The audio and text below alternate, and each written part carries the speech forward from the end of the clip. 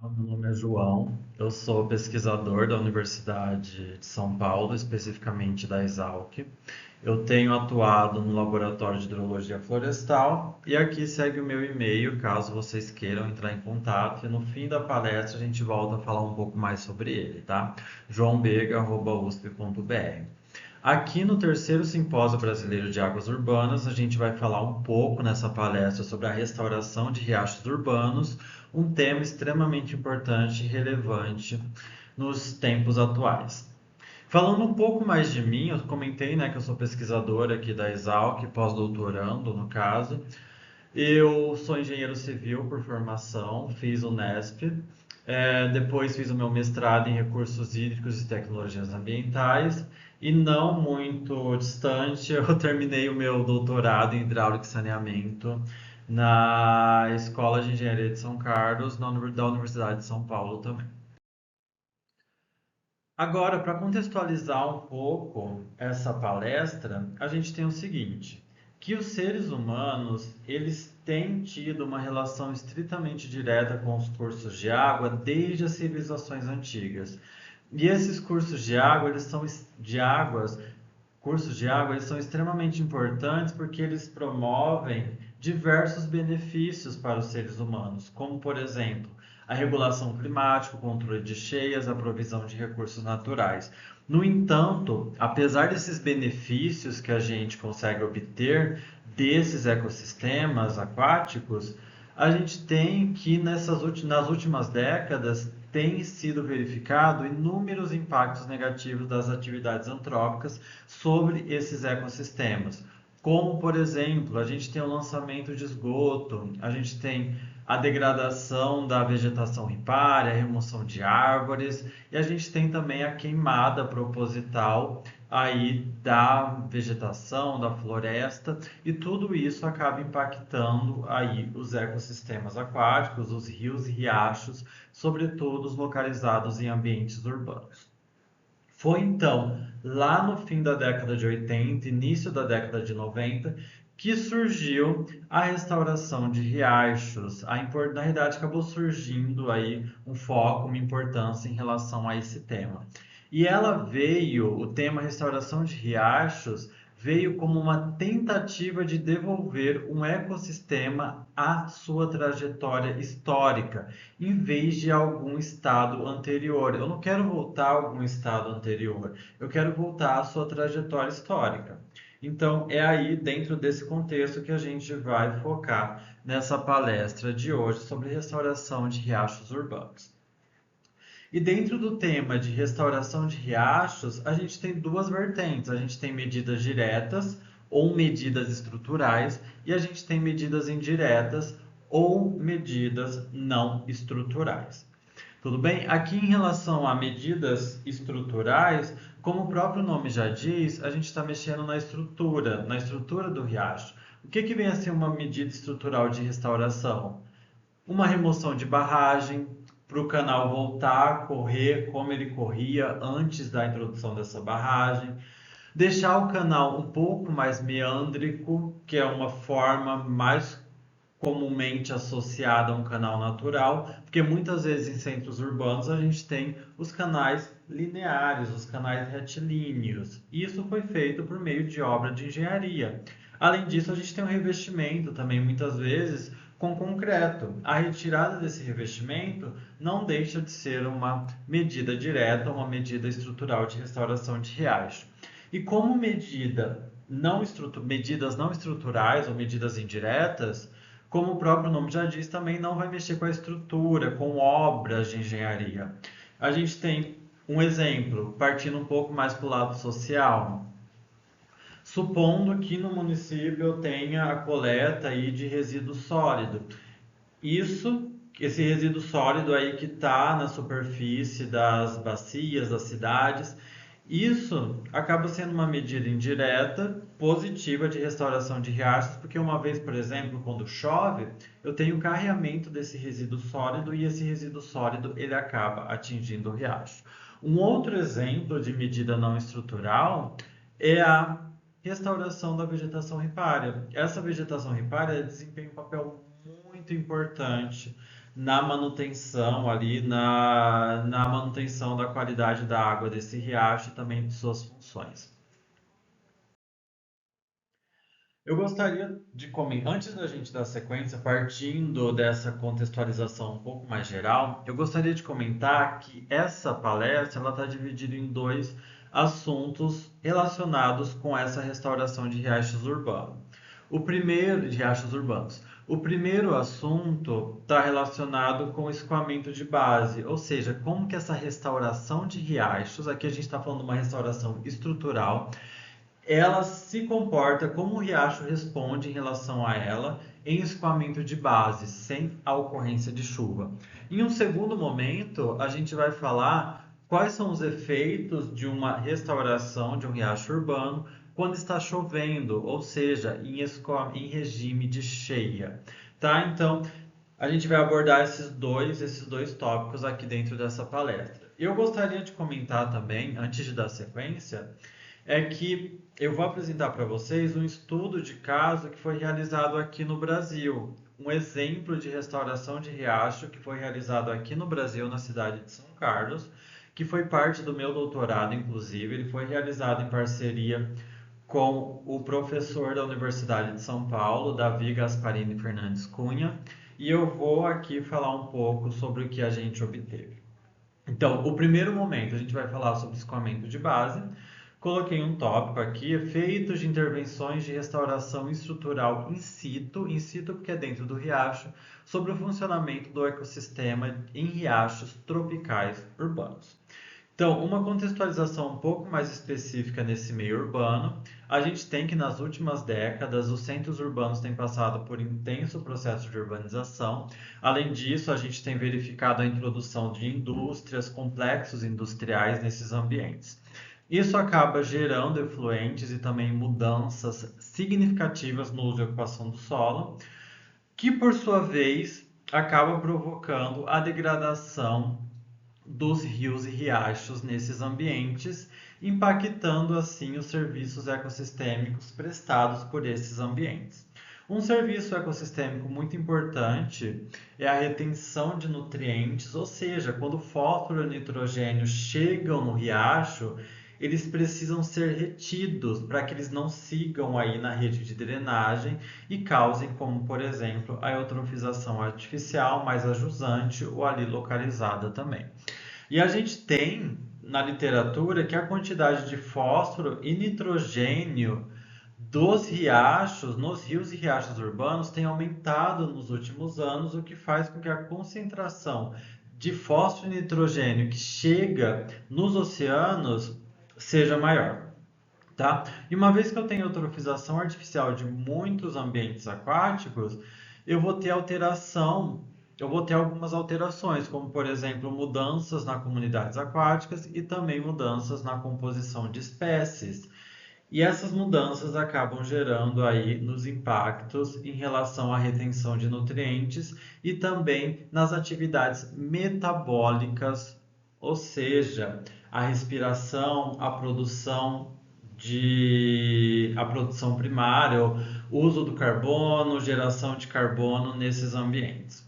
Então, é dentro desse contexto que a gente vai falar nesse primeiro bloco. Então, quais são os impactos de uma medida de restauração em um riacho urbano na retenção de nutrientes e também no metabolismo aquático, ou seja, como esse ambiente está respirando e produzindo aí matéria orgânica, carbono. Falar como funcionou essa restauração que a gente aplicou ali na cidade de São Carlos. Então a gente tem aqui uma bacia urbana, ou em grande parte urbana, que tem aqui no trecho restaurado, no seu entorno, uma área expressiva de urbanização, uma área expressiva urbana, e nesse trecho aqui de 1 quilômetro desse riacho, a gente restaurou a gente restaurou dois subtrechos. A gente acabou dividindo em dois subtrechos por causa da estatística em relação à pesquisa científica, mas para a gente aqui o que acaba sendo importante é que 1 quilômetro desse riacho em área urbana foi restaurado. Então a gente tem aqui basicamente que esse trecho ele tem um substrato entre natural e alterado, vegetação ripária degradada, ele apresenta feições erosivas, e eu tenho aí parte meândrico, parte linear, e eu tenho aqui também mais próximo do exutório a presença de galerias pluviais que acaba aí proporcionando a entrada de esgoto clandestino e também de água pluvial. Falando um pouco do que a gente fez. A gente analisou em escoamento de base durante 2 anos praticamente completos. Então a gente tem 6 campanhas de campo antes da restauração e mais 6 campanhas de campo depois da restauração. A gente avaliou variáveis físico-químicas e hidromorfológicas para avaliar o efeito da restauração desse riacho, da restauração estrutural desse riacho. Como intervenção, o que, que a gente fez? A gente pegou um período de 15 dias e a gente instalou crossvents ou palhetas cruzadas em português, e riffles nesse riacho ao longo desse 1 km, intercalando as duas tipologias de forma a buscar melhora na retenção de nutrientes e melhora no metabolismo aquático. Além da melhora geral quando a gente fala de qualidade da água. Como material, eu já vou apresentar fotos, fotos dessas duas tipologias de restauração para vocês contextualizarem um pouco melhor. Como materiais, a gente acabou utilizando troncos de madeira e rochas presentes ali no entorno do riacho, do trecho do riacho, que é importante também nesses projetos de restauração a gente focar em materiais que já estão disponíveis.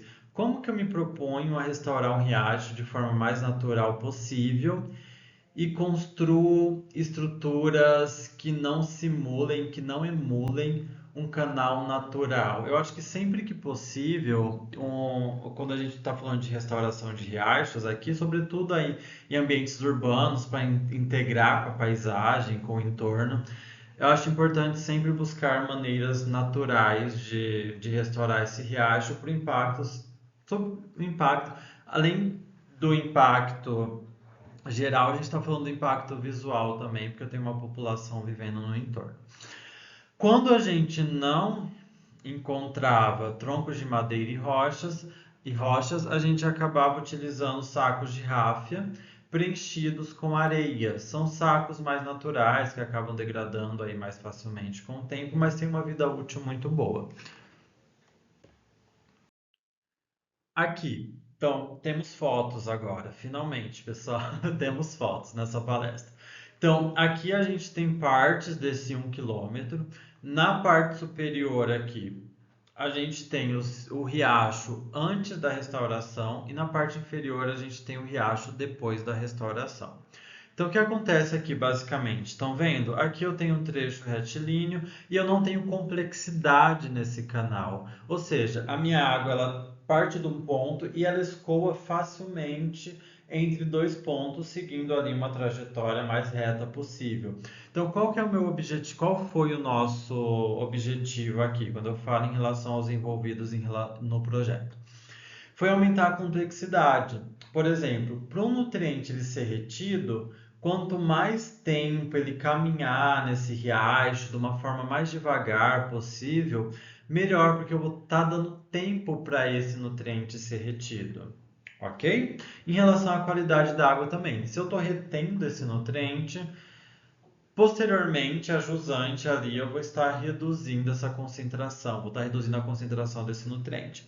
Então aqui, ó, a gente tem um exemplo com sacos de ráfia preenchidos com areia. Aqui provavelmente eu tenho um tronco, não sei se está muito visível para vocês, mas ó, a água que escoava livremente aqui, seguindo um caminho reto, entre muitas aspas, tá? Porque eu tenho dispersão, advecção, mas enfim, seguindo essa trajetória reta, agora ele encontra barreiras. Ela vai, ó, vir aqui para a esquerda, depois voltar para a direita, e ela passa por novos caminhos, passa por substratos, que vai acabar proporcionando a retenção.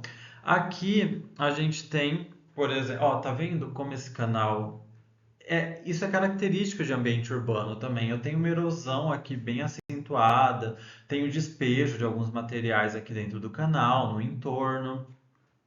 Que, ó, o que que a gente fez? A gente aplicou basicamente a mesma tecnologia aqui, a mesma tipologia aqui. Então, crossbands, palhetas cruzadas. Aqui a gente tem um tronco, a gente tem os sacos de ráfia, aqui também, e vai seguindo, tá? Então, mudando aí, alterando a complexidade do canal. Aqui, mesma coisa. Nesse caso, a gente não quis simular uma barreira, porque barreira, barragem tem os seus benefícios, mas quando a gente fala de riacho, de restauração de riacho, uma técnica muito utilizada na Europa, também nos Estados Unidos, é a remoção dessas barragens, porque eu quero voltar o fluxo do canal, eu quero voltar o canal, eu quero que o canal tenha um fluxo mais natural possível, em relação à sua condição prístina. Aqui a gente adicionou uma barreira, mas não completa, a gente não barrou 100% o fluxo. A gente aplicou esses sacos, esses sacos de ráfia com areia, também formando riffles aqui, tá vendo? Tá vendo como aqui a montante, a velocidade da água acabou diminuindo e aqui eu tenho a formação de riffles, que foi um dos nossos objetivos. Aqui mesmo esquema, ó, paletas cruzadas, aqui eu tenho riffle. Então, só para vocês entenderem o que foi feito ao longo de 1 quilômetro desse riacho. O que que a gente avaliou? Lógico, seria muito simples, o que tem sido muito feito também. É difícil ter restauração de riachos aqui no Brasil, mas quando tem, a gente vê muito o seguinte: alteração da qualidade da água, qual era a concentração de fósforo antes e qual é a concentração de fósforo agora ou depois da restauração. Então, eu tenho coisas muito pontuais. O que que a gente buscou dentro desse projeto de restauração? A gente procurou avaliar funções ecossistêmicas. Como que esse trecho, esse riacho, na verdade, como era o metabolismo aquático desse riacho antes e como ficou o metabolismo aquático desse riacho depois, que é uma função, respiração e produção. Como era a retenção de nutrientes antes da restauração e como ficou a retenção de nutrientes depois da restauração. Então a gente praticamente analisou essas funções utilizando comparação entre antes e depois. E é importante comentar, tá? Ok, ali a gente obteve, supondo, a restauração, a retenção de nutrientes ela mudou. Mas essa mudança foi favorável, foi desfavorável? O metabolismo aquático, alterou. Tá respirando mais, eu tenho uma respiração ecossistêmica maior. Ok, a gente consegue ter relações partindo da biogeoquímica, mas para verificar se a restauração foi um sucesso ou a restauração ela acabou não surtindo muito efeito, a gente tem que ter um alvo. Então, esse nosso alvo foi condição de referência. Então, a gente pegou alguns riachos pristinos, entre muitas aspas, porque hoje em dia é muito difícil ter riacho pristino. Então, a gente pegou riachos de referência na região e quantificou. Tá, qual é uma retenção de um riacho de referência? Ok, então minha restauração ela tem que chegar nesses valores para eu considerar que a minha restauração foi um sucesso. Ou pelo menos que a minha restauração tenha provocado mudanças que deixem os valores de retenção ou de metabolismo próximos desses riachos de referência.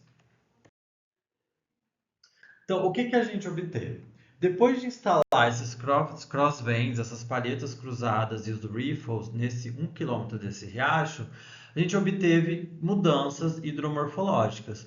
O canal ele acabou se alargando e também reduzindo a profundidade.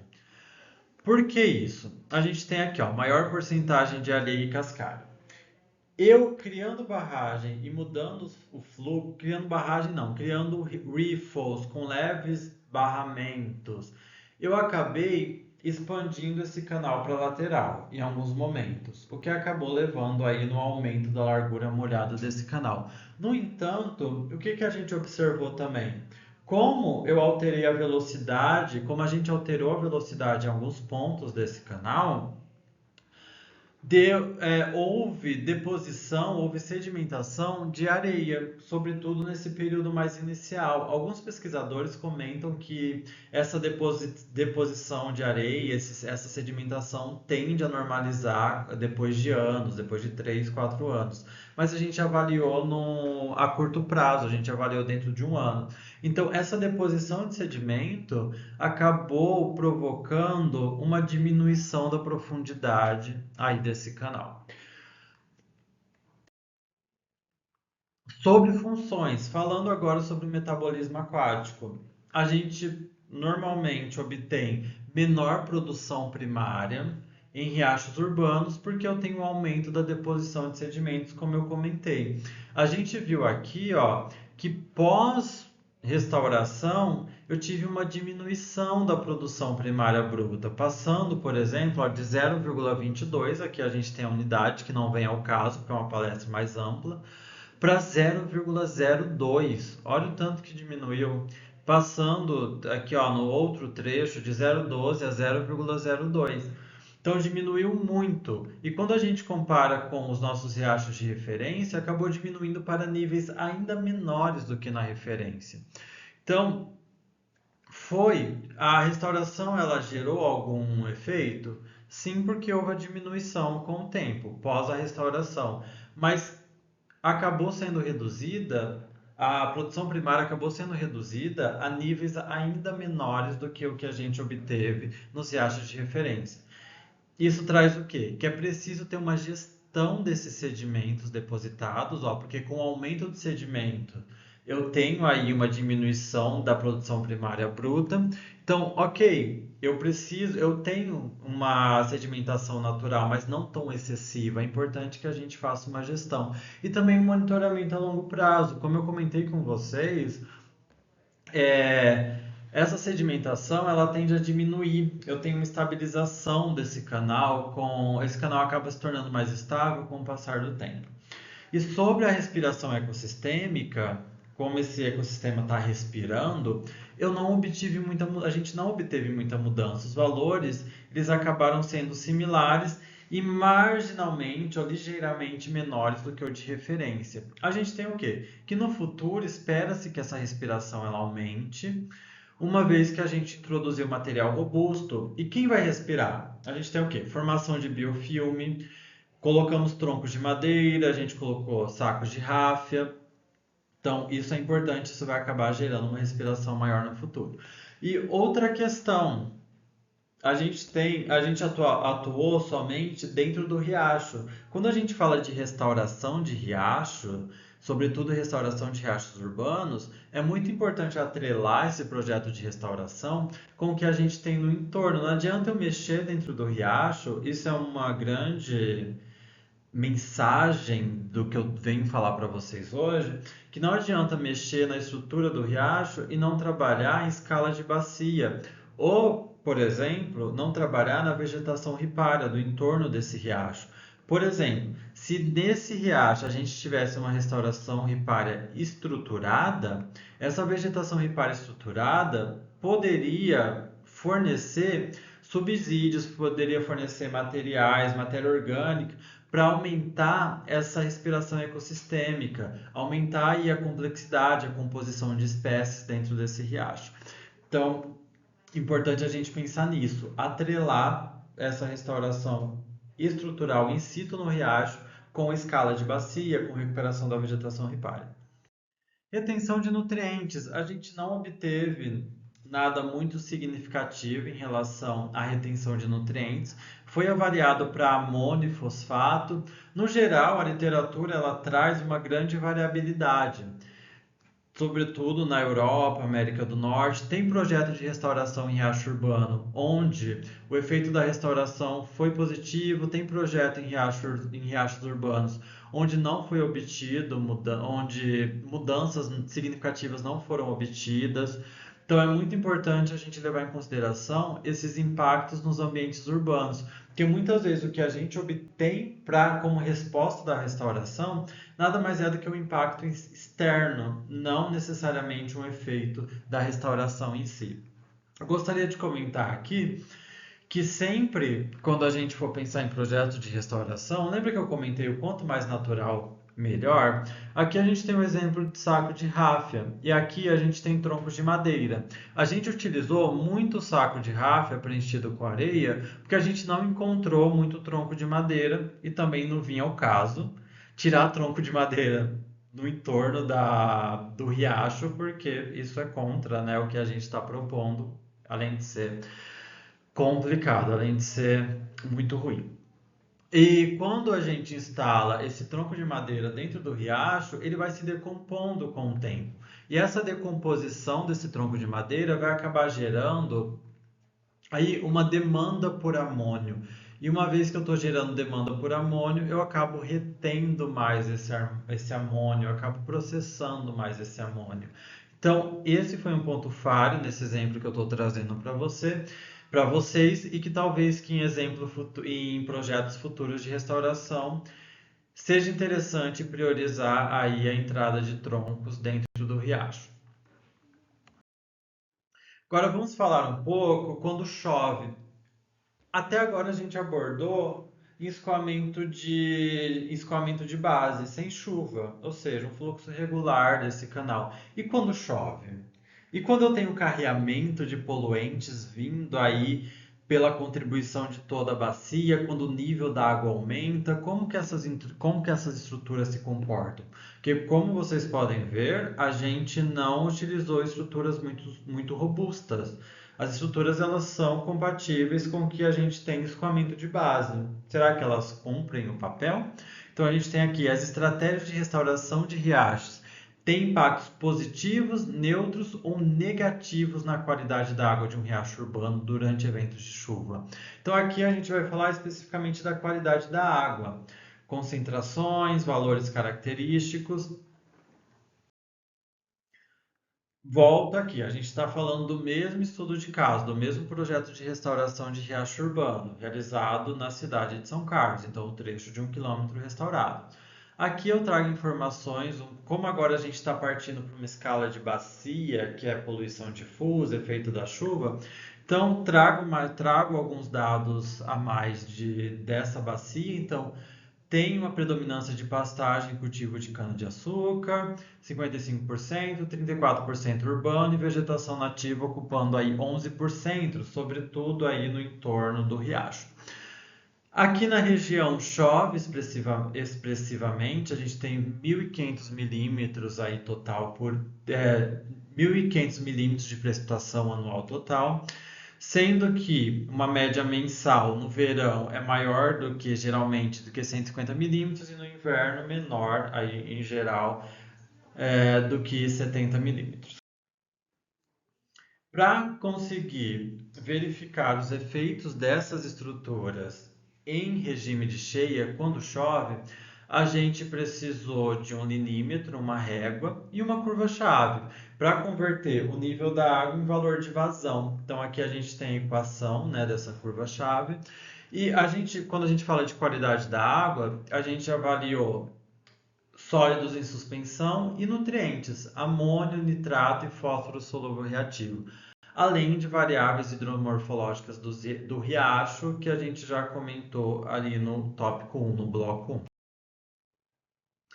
Como métricas de poluição difusa, o que a gente utilizou? Concentração média do evento, que nada mais é do que eu pegar a massa total de poluente que passou durante aquela chuva, no exutório da bacia, e dividir pelo volume total de água que passou ao longo daquela chuva. Então, eu vou obter uma concentração média do evento.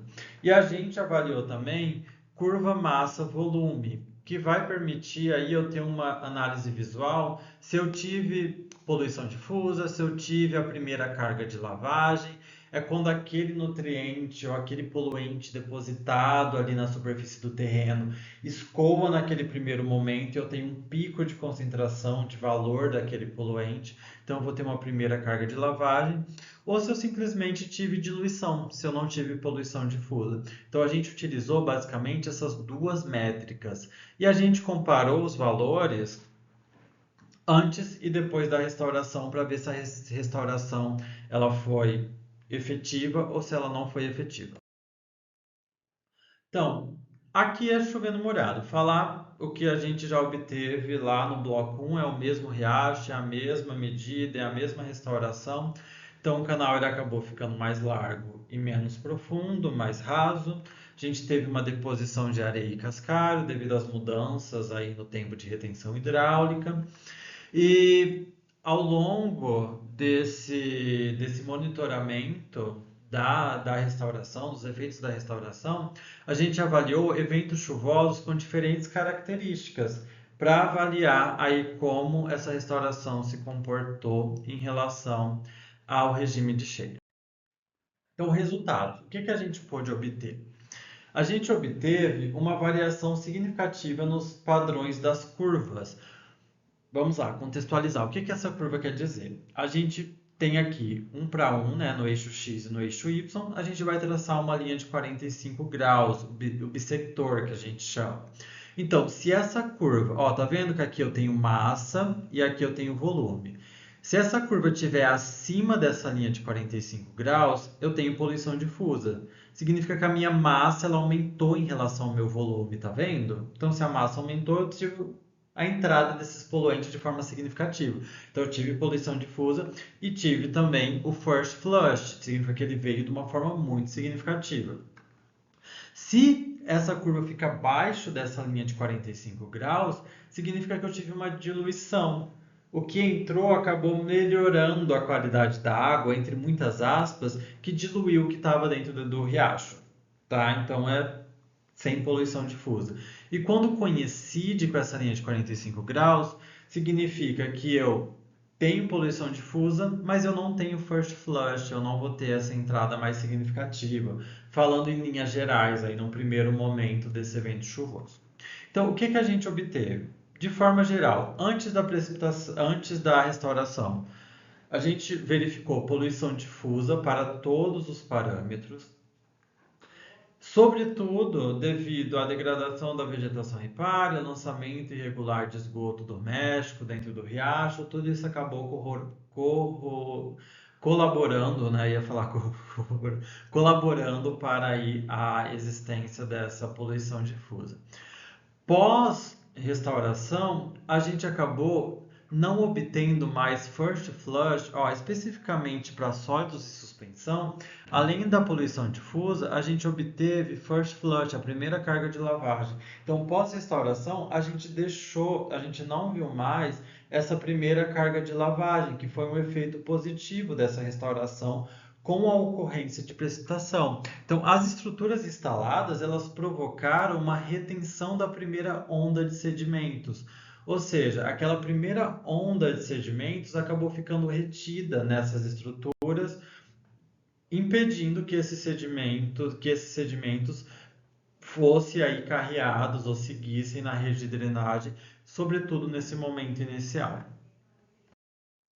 E quando a gente fala de concentração média do evento, o que que a gente obteve? Ó, falando aqui especificamente sobre sólidos, sobre sedimentos. Em laranja, a gente tem antes da restauração, pré-restauração, que são valores médios. E em azul, a gente tem pós-restauração, depois da restauração. Vamos ver aqui nos totais, ó. Pré-restauração, aproximadamente 150 miligramas litro de concentração de sólidos em suspensão. Pós-restauração, a gente tem aqui quase o dobro, uma média de 300 miligramas litro de sólidos em suspensão. Então, aumentou. Olha aí, não está sendo estudado. Eu tenho uma geração expressiva de sedimentos nesse riacho com a ocorrência de precipitação. Então, a gente tem o quê? Que esse sedimento acumulado, como foi visto na composição do substrato, eu não comentei com vocês que aumentou a porcentagem de areia, de cascalho, sobretudo de areia. Esse sedimento ele foi acumulado no início da precipitação, que eu mostrei no slide anterior, por meio das curvas MV, mas depois de um tempo, quando a chuva vai ficando mais intensa, eu tenho a lavagem, eu tenho o carreamento de todo esse sedimento acumulado, que acaba provocando aí esse aumento específico, esse aumento expressivo na concentração. Então volto a comentar, esse sedimento ele tem que sofrer uma gestão. Eu preciso tomar cuidado no que eu estou gerando e o que eu tenho que fazer em relação a isso para que a minha restauração de riacho urbano ela seja efetiva. Então é muito complexo. Eu tenho escoamento de base, eu tenho regime de cheio, eu tenho que me preocupar. Eu não posso olhar também somente para o riacho, eu tenho que olhar. O foco desse trabalho foi a restauração estrutural do riacho, mas eu tenho que olhar para a escala de bacia também. Por exemplo, uma restauração de uma vegetação ripária em conjunto com o riacho, com a estrutural do riacho, poderia barrar a entrada de grande parte desse sedimento. Eu também tenho a construção em nível de lote ou nas residências de reservatórios para barrar essa primeira água de chuva, essa primeira remessa dessa água de chuva, com uma concentração maior de poluentes, uma concentração maior de sólidos. Se chega menos sólidos no riacho, menos poluentes, eu vou ter um menor carreamento, eu vou ter uma menor geração. Então, a minha medida estrutural, minha restauração do riacho, ela pode ser mais efetiva. Bom, isso é o que eu gostaria de trazer para vocês hoje, o que a gente tem feito aqui no Brasil, em relação à restauração de riachos urbanos. Lógico, existem outros projetos, a gente pode falar sobre isso no futuro e me coloco à disposição. Então, aqui, ó, segue meu e-mail, caso vocês queiram entrar em contato. E muito obrigado por terem seguido até aqui. E muito obrigado também ao Terceiro Simpósio Brasileiro de Águas Urbanas por ter me convidado, aí o pessoal da gestão, o pessoal da organização, por ter me convidado para apresentar essa palestra aqui no evento. Obrigado, pessoal.